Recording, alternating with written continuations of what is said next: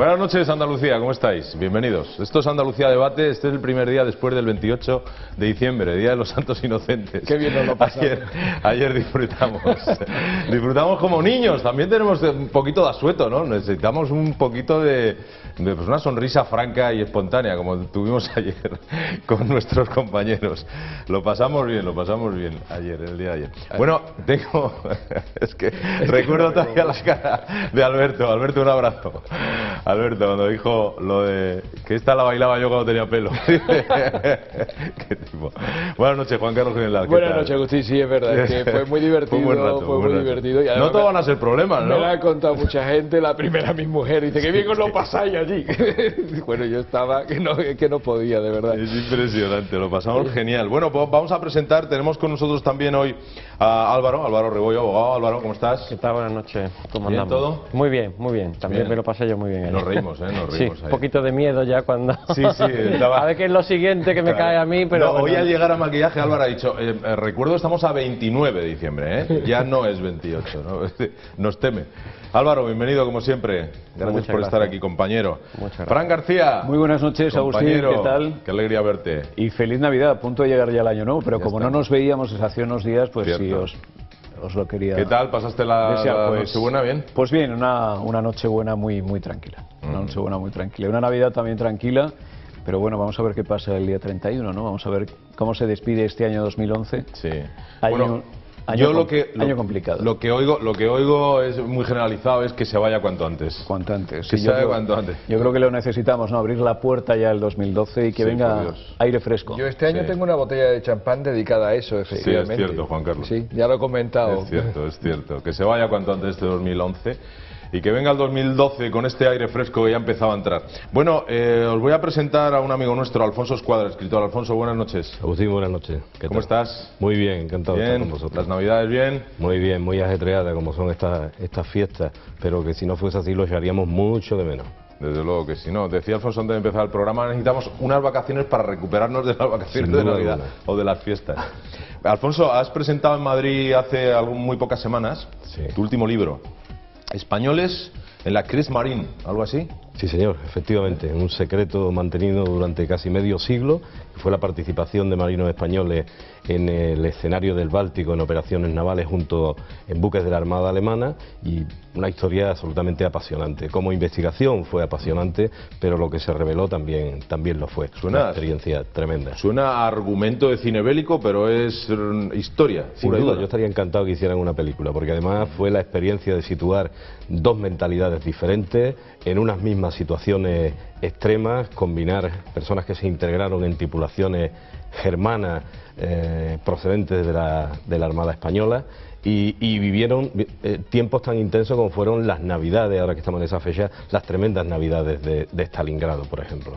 ¿Qué pasó con esos españoles una vez concluida la Segunda Guerra Mundial? Pues les sirvió aquella experiencia, ellos iban a entrenarse, a adiestrarse en las técnicas más modernas de la lucha antisubmarina, que luego se aplicó en los proyectos de cierre del estrecho y en temas de primera fila en la defensa nacional, y ese paso por la Armada, esa experiencia, algunos de ellos estaban prácticamente al comienzo de su carrera naval, les sirvió bastante de soporte y llegaron prácticamente a la cumbre de lo que es la trayectoria de un marino de guerra. Muchos de ellos fueron almirantes y otros algunos de ellos precisamente residieron en Cádiz en los últimos años. Sí, me has comentado que uno de ellos ha vivido hasta hace muy poco, ¿no? Hasta hace muy poco, José García de Quesada, y bueno, destacó en el Instituto Hidrográfico y con unas trayectorias, ya digo, todos ellos unas trayectorias muy brillantes dentro de la Armada, y sin duda aquel paso por esa experiencia tremenda que fueron las aguas bálticas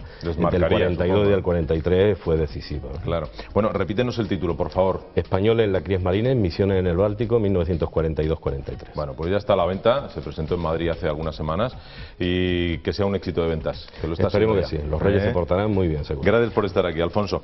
Bueno, vamos a empezar a desgranar temas en el día de hoy. Algunos se nos quedó en el día de ayer. Ayer fue un día intenso, fue un día en el que hubo una participación tanto aquí en el plató como desde casa, pues intensa, en el sentido que hemos recibido muchos mails. Hay uno, además, que tiene que ver con... me he reído, he sonreído ahora cuando lo leí antes de empezar el programa, porque es de Manuel Cabrera, que ya nos escribiste, Manuel, el que nos hablaba del decorado. Nos hablaba del decorado. Y Manuel me dice, estimados paisanos de Metropolitan de Andalucía Televisión, dice, cuando anoche leyó Agustín mi correo, el día que lo leí hace algunas jornadas, me dio cierta vergüenza con aquello de que el decorado se puede mejorar, aunque la luz, la claridad, la verdad debe predominar en los invitados como en vuestro luminoso decorado. Y pone entre paréntesis, perdonadme. Manuel, no hay nada que perdonar. No hay nada que perdonar. Somos un programa libre, hablamos claro, en libertad, y recibimos las opiniones de la misma forma y manera, ¿eh? Por lo tanto, no pasa absolutamente nada. Después nos habla de un compañero, un buen amigo suyo, conferenciante, que es andaluz, que vive en Madrid, reside en Madrid ahora mismo, que bueno, que está interesado en hablar con nosotros, pues que se ponga en contacto con nosotros, que estaremos encantados de hablar con él. Manuel Cabrera, un abrazo, feliz año y sigue participando, por favor. Oye, hay una cosa que dicen, hola, ante todo enhorabuena por su programa, nos lo dice Manuel Picazo, ya iba siendo hora que en Andalucía se escuchara otra voz. No soy funcionario, dice, y el próximo año me volverán a congelar el sueldo, como ya hicieron este que acaba, a lo que hay que sumar el 5% que me redujeron del sueldo. O sea, en 2012 viviré con el sueldo que tenía en 2009. El 1 de enero volverá a subir el transporte público, el agua, los impuestos, etcétera. Por lo que gracias a estos políticos incompetentes, en enero seré más pobre. ¿Para cuándo se podrá poner una X en la declaración de Hacienda para no tener que financiar con mis impuestos Canal Sur? Un saludo. Manuel. Bueno, lo dice Manuel y lo respetamos. Y después una opinión muy importante por actual, no es que sea más importante que el resto, pero sí por actual, porque ayer hablamos de este tema, y es opinión de una profesora para Agustín Bravo, titula su correo. Voy a intentar resumirlo. Buenos días, Agustín. En primer lugar, quiero felicitaros a todos los que hacéis el programa, sencillamente estupendo. Espero que estéis mucho tiempo con nosotros. El motivo es para comentar el tema de los portátiles. ¿Os acordáis que ayer lo comentábamos, ¿no? Los alumnos de la ESO. Soy profesora de matemáticas en el Instituto de Málaga. Pues bien, en el coloquio de ayer habéis comentado acerca de los ordenadores que regalaron en pasado los niños de la ESO. Pues bien, los siguen regalando, concretamente este año, a todos los alumnos que han repetido segundo de ESO. Les han dado su correspondiente ordenador. Pero aquí no acaba el tema, porque en clase, un ejemplo. No quiero extenderme mucho. Cada vez que intento hacer una actividad con el ordenador ocurre lo siguiente. La mitad de los chicos no lo han traído. Lo tienen roto, se les ha olvidado, etc. A otros no se les enciende, o se les ha borrado la aplicación que necesitamos. O simplemente no tienen ganas de apretar el botón de encendido. Después de 20 minutos de clase, sin ningún resultado positivo, decido no hacer ninguna actividad. Eso le pasa a mis compañeras. Bueno, nos viene a comentar que efectivamente teníamos razón. Tú comentaste algo sobre las pizarras. Ella aquí dice que tienes mucha razón, que tienen pizarras electrónicas que son utilizadas sencillamente como pantallas proyectoras, nada más. Aunque tienen otros cientos de usos más. Es que hay muchas razones para eso. Primero, pues que no hay material también de documental para poner, para utilizar. Y segundo también, que es que las pizarras las han metido, como todo en estos gobiernos socialistas, por decreto ley. Y entonces no ha habido una preparación previa del propio magisterio, del propio profesorado. Lo están dando ahora los cursos, con lo cual ahora mismo, cara a futuro, se irán formando. Pero eso ya sabemos además que la tecnología no solamente requiere una formación y una práctica. Y entonces ni tenían en muchos casos la formación y desde luego lo que no tenían era la práctica. Claro, pues fijaos lo que añade ya por último, dice que, por no hablar de los 400 euros mensuales o de las becas de 6.000 euros, decidme si esta profesora tiene razón, que les dan a los alumnos de bachillerato para que no abandonen los estudios. Bueno, eso es para los casos de asentismo. Ahí quizás vosotros me podáis corregir. Para los casos de asentismo, cuando son personas que tienen que contribuir familiarmente a la economía familiar o algo así. Sospecho que estará hablando de ese tipo Tendrá de casos. que ver con eso. No, y también esa beca de 6.000 euros son una beca que se proporcionaron para la gente que en su momento dejó de estudiar, volviera a la universidad y pudiera seguir, continuar con sus estudios, ¿no? Una buena forma de quitar parados, por así decirlo, de las listas, porque el concepto de parado es la persona que busca empleo activamente, ¿no? En el momento que estás estudiando, deja de ser considerado como una persona que está en paro, con lo cual sales de la lista y un numerito menos. Dice que a ella le descuentan un 7% del sueldo, el 5% recordemos que es la media que descontaron a los funcionarios y les congelan el sueldo. Bueno, un saludo, profesora del Instituto de Málaga. Un saludo a ti, gracias por De todas formas, Agustín, si me permite, yo los ordenadores, las pizarras digitales y todo lo que se quiera aportar en lo que es la formación educativa me parece interesantísimo y me parece muy bueno, siempre y cuando que se haga de una forma razonable, con criterio, es decir, no de una forma irracional y por decreto ley. Y lo segundo, que antes hay otras prioridades que corregir, que es lo que estamos diciendo. O sea, el problema es que la prioridad no es informatizar o poner pizarras digitales, la prioridad es otra, la prioridad es acondicionar las aulas, la prioridad es que haya suficientes maestros y sustitutos de magisterio. Hay otras muchísimas prioridades. Yo creo que quedó suficientemente Exacto, claro. Que a mí ahora mismo no se me ocurre toda la lista, pero que desde luego no en las condiciones en las que están, que hay muchos casos de chabolismo en las aulas de los escolares de Andalucía, y eso es lamentable. Bueno, y sobre todo que siempre a finales de agosto, principios de septiembre, a punto de empezar el curso, nos encontramos con el modelo de aula prefabricada como solución de urgencia para paliar la baja de centros escolares que hay también en la comunidad. Yo creo que empezar también por ahí, por la construcción de centros acorde con el siglo XXI, con el momento en el que vivimos, sería preferible a tener ordenadores mal utilizados en este caso en las aulas. Claro, el material para los escolares es fundamental y nosotros, por supuesto, no vamos a estar en contra de eso, ¿no? Pero sí estamos a favor de que se haga con criterio y que haya también pues un orden de prioridades. Sí, porque se trata al final de medidas tremendamente efectistas que quedan muy bien como noticia y dan una sensación de que estamos en el top de la tecnología y que eso ofrece unas posibilidades curriculares tremendas, pero después nos encontramos que eso se convive con la triste realidad de la falta de dotación, de aulas con falta de acondicionamiento, de que faltan materiales absolutamente básicos y claro, poner una situación al lado de la otra es un poco ridículo. Y luego está el problema que ha planteado Juan Carlos. Evidentemente, sacar el partido a una inversión de esas características requiere una formación previa del profesorado y estar suelto en el uso de esas técnicas. Y junto a eso, el que el propio alumnado se acostumbre al uso de ese material y le saque el máximo partido. Si no, no está justificado en ninguna de las maneras. Eficacia, ¿no? Claro, en el fondo es lo que se requiere aquí, que la medida sea eficaz, y en este caso concreto es totalmente ineficaz, por todos los motivos que hemos estado comentando, por la falta de formación del profesorado a la hora de aplicar una técnica didáctica nueva, por el propio material. ¿Cómo convive el ordenador con el libro de texto antiguo? ¿Cómo se integran estos nuevos materiales docentes en la... Lo ha explicado muy bien, ¿no? Son medidas efectistas a veces para dar una imagen que no corresponde a la realidad. Claro, lo de las pantallas, por ejemplo, es un ejemplo, o sea, un caso donde se ve con mucha claridad. Simplemente utilizarlo como proyectores, para eso hay otras cosas. Cierto. Bueno, pues dicho esto, gracias de nuevo a esta profesora del Instituto de Málaga y a todos los profesores que seguramente habrán dicho así con la cabeza mientras estábamos hablando de este tema. Vamos ya con el primer tema de hoy. Lo mejor es saludar y darle las buenas noches a nuestra querida Almudena. Almudena, cuando quieras. Hola, ¿qué tal? Muy buenas noches a todos. Buenas noches, Agustín. Crece el endeudamiento de la Junta de Andalucía en más de un 24%. El ente autonómico tiene problemas de liquidez y gasta más de lo que ingresa. La Cámara de Cuentas ya ha advertido de que hay que estar muy pendientes de la situación financiera de la Junta de Andalucía. Crece más de un 24% la deuda de la Junta de Andalucía. La Cámara de Cuentas andaluza ha señalado que el endeudamiento asciende a un montante de casi 12.000 millones de euros. Y es que la deuda ha aumentado de manera relevante, ya que el 93% de la deuda es a largo plazo y el 7% a corto. Los ingresos totales de la Junta fueron de 32.000 millones, un 2,10% menos que en el año 2009. Y los gastos ascendieron a 31.000 millones, un 9,5% menos que en 2009. También la recaudación neta ascendió a 29.000 millones de euros. Aún así prosiguen los problemas de liquidez para financiar los gastos, ya que dentro de este componente de remanente de tesorería hay 2.400 millones de deuda pública que está autorizada pero pendiente de emisión. Así, a 31 de diciembre de 2010, la Junta tiene pendiente de cobro un total de 4.600 millones.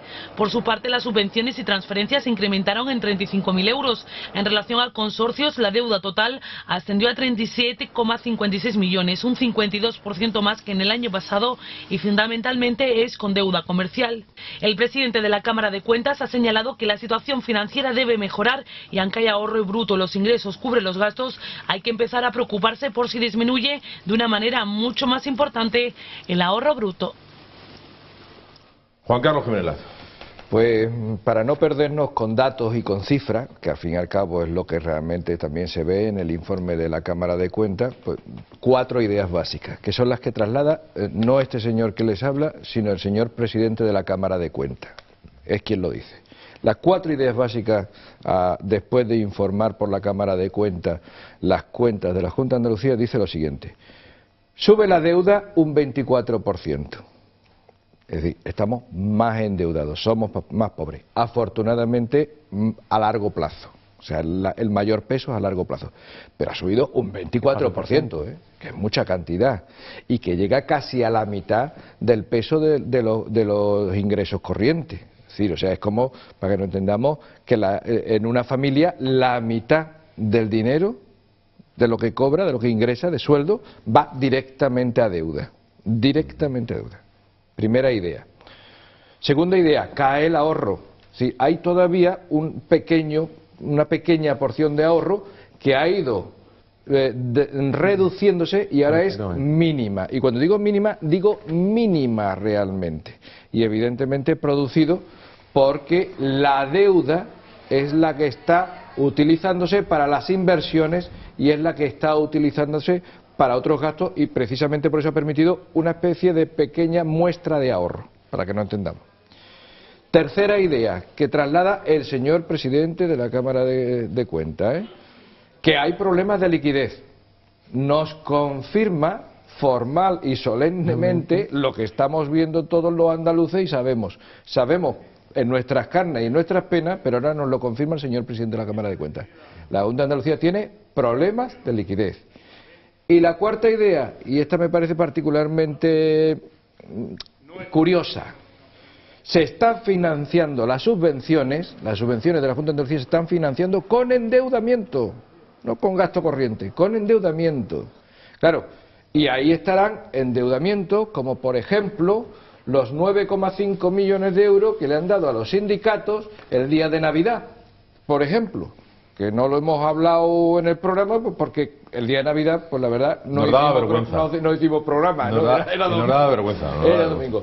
Pero recordar que habiéndose cerrado la contabilidad y los pagos de la Junta de Andalucía, todavía a los señores sindicalistas sí les ha llegado 9,5 millones de euros de aguinaldo de Navidad de la Junta de Andalucía, a pesar de este paisaje que nos ha pintado el señor presidente de la Cámara de Cuentas. Muy bien explicado, Juan Carlos, muy bien explicado. Álvaro. El asunto de este informe que presenta la Cámara de Cuentas luego tiene múltiples lecturas que nos las podrán hacer mejor, verla mejor, peor, y como se dice, ¿no? El papel lo soporta absolutamente todo. Pero lo que sí, y en abundancia de lo que dice Juan Carlos, dentro de estas 4 ideas que nos da, a mí lo que más me preocupa es lo siguiente, es que hay una tendencia en la reducción de los ingresos. Pero esa reducción de los ingresos no se ve por ningún sitio compensada con una reducción del gasto. Sigue aumentando. Y esa tendencia es clara. Nada más que hay que hacer el estudio o el análisis de los ingresos del 2009, 2010 y que se sabe que van a ser en el 2011.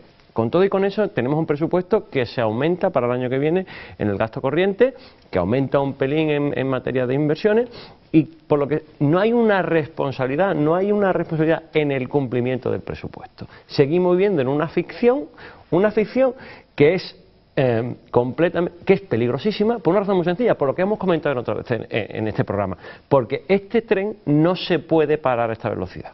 Es decir, cuando se quiera reducir el gasto corriente, se van a tener que recurrir a despidos, a liquidaciones de empresas públicas, consorcios, toda esta administración paralela que tenemos montada, que cuesta muchísimo dinero, que ahí es donde van destinados el 90 al 70% de estas subvenciones que tú comentas, porque así es como se mantienen estas empresas públicas, mediante subvención, mediante aportación del socio mayoritario, en este caso de la Junta de Andalucía, y que bueno, esto en un contexto de ahorro es muy difícil de atajar, y es muy peligroso, obviamente, A mí me preocupa el hecho de que, bueno, no hagan un poco caso desde la Junta de Andalucía lo que decían nuestros mayores, ¿no? Nuestros padres y nuestros abuelos. Aquello de guarda para cuando no haya, ¿no? Yo creo que la Junta no está guardando o no ha guardado para cuando no hubiese, y cuando no hubiese es desde el año 2007, 2008, 2009, 2010, 2011, llegamos al 2012 también en una situación realmente difícilmente sostenible. Y yo creo que no lo hace porque tendría que dar un paso adelante la propia Junta de Andalucía y llevar a cabo un adelgazamiento paulatino de su estructura. Y yo creo que se aplaudiría también por parte de muchos sectores. Yo creo que el sector productivo, el sector empresarial andaluz agradecería que la Junta de Andalucía diese ese paso. No lo va a dar, sencillamente porque estamos en una época prácticamente preelectoral, a las puertas casi del mes de marzo, cuando va a haber elecciones autonómicas, y un adelgazamiento de la estructura supone el restringir puestos de trabajo en determinadas partes, determinados aspectos de la administración andaluza. Fran, y un reconocimiento de todos sus errores también. Totalmente, totalmente. O sea, sería reconocer que ha hecho una política errática durante los últimos tiempos y que sencillamente lo que tiene que hacer es, bueno, pues adaptarse a los tiempos que están corriendo ahora mismo en toda España y los vientos que soplan ahora mismo en España y por tanto en Andalucía son de reestructuración, de cambio y de adelgazamiento de estructura, y realmente la Junta no lo está haciendo. Pero tú eso lo aportas como una necesidad que tenemos inminente. Sin duda. Como una necesidad inminente. Pero piensa en lo que verdaderamente el presupuesto está compuesto por los ingresos y por los gastos. Los ingresos que tiene la Junta de Andalucía son los de la gestión de los ingresos, de los impuestos que ella misma gestiona, y de las aportaciones estatales referidas a los presupuestos nacionales que derivan de la financiación nacional que tienen que transferir ese dinero a Andalucía. Eso se está viendo constantemente, como está reduciendo, se sabe positivamente que va a ser, esos ingresos van a ser muchísimo menores el año que viene, y con todo y con eso seguimos adelante. Es un ejercicio de irresponsabilidad total. Es un ejercicio de responsabilidad total si eso no va acompañado con lo que tú dices, con esa reducción de la estructura de la Junta. Entonces, ¿cuál es la consecuencia de eso? Lo que dice Juan Carlos, reducción del ahorro y endeudamiento, ni más ni menos. Consecuencia final de todo esto, paro, paralización del sector productivo, paralización de los pagos a acreedores de la Junta que necesitan ese dinero para seguir viviendo, porque ahora no pueden acudir a la financiación privada vía banco, y bueno, y esto es lo que nos depara un 2012 que va a ser terrible. Preparado botellas para el año que viene. Alfonso, y recordando que una tercera parte del sistema productivo en Andalucía depende directamente, no indirectamente, directamente de la Junta de Andalucía. Sí, yo recuerdo que en una ocasión, hablando en este programa sobre la crisis, hablábamos que había muchas maneras de encararla, pero que exigía unas grandes dosis de responsabilidad. Era el estar preparado. La crisis nos afecta a todos, pero indudablemente si estamos preparados para ella, y lo primero era aceptar la inminencia de la crisis, nos iba a coger de otra forma. Ese ejercicio de responsabilidad, obviamente, como ha planteado Álvaro, el que exige la situación actual. Difícilmente se va a dar, ya lo apuntábamos también, por el periodo ahora mismo en el que estamos, aunque nos aboquemos a una situación sin salida de efectos tremendos. Pero una de las cosas que yo sí me gustaría destacar es que mientras este lenguaje críptico de las cifras, todos esos ejercicios que muchas veces se hacen jugando con ellas, intentando maquillar situaciones, está calando en la opinión pública de forma diferente a como lo hacía antes. Parecía que todo esto de la macroeconomía era muy ajeno al ciudadano de a pie. Ahora mismo los efectos son tremendos, son terroríficos, Álvaro lo apuntaba, los efectos sobre el paro, sobre el tejido productivo, absolutamente de primera magnitud, y yo creo que el ciudadano de la calle, el normal, el de a pie, el que antes pensaba en que estas cosas las pagaba alguien pero que a él no le afectaban, empieza a darse cuenta de que lo que ocurre en estas grandes líneas donde la actuación política es uno de los condicionantes principales, le afectan en su casa, se le mete en su casa, en su economía, en su situación, en la pérdida de su poder adquisitivo, en la pérdida de puestos de trabajo, le afecta directamente. Y eso yo creo que va a influir en una exigencia mayor por parte del ciudadano hacia los poderes públicos. Esto ya no son cosas que lo que se decide puesto el dedo a otro, sino me afecta, Alfonso, a mí en mi casa, en efectivamente, mi pero cuidado, siempre les ha afectado y siempre nos ha afectado. Pero lo que pasa es que ahora somos más conscientes por la magnitud, por la gravedad de esta situación. A mí me parece uno de los principales motores de este programa Andalucía Debate es ese, el que tú acabas de señalar ahora mismo, ¿no? Trasladar al ciudadano, trasladar al andaluz y a la andaluza de que lo que pase en la Junta de Andalucía, pero es que a lo mejor le afecta no al minuto, al segundo. Es que todo lo que hagan los políticos les afecta en su vida diaria. Y nosotros lo vemos aquí todos los días, ¿verdad? Gracias a los mails. Y lo que ha dicho Alfonso es exactamente así. Efectivamente. O sea, es el año en el que la prima de riesgo, eso que no sabíamos qué es lo que era, se nos ha metido en nuestra cartera y en nuestro bolsillo. La primita. Vaya familia que teníamos por ahí sin conocerla demasiado. Nos vamos a hacer la primera pausa, pero regresamos de inmediato, que no se mueva nadie. Gracias.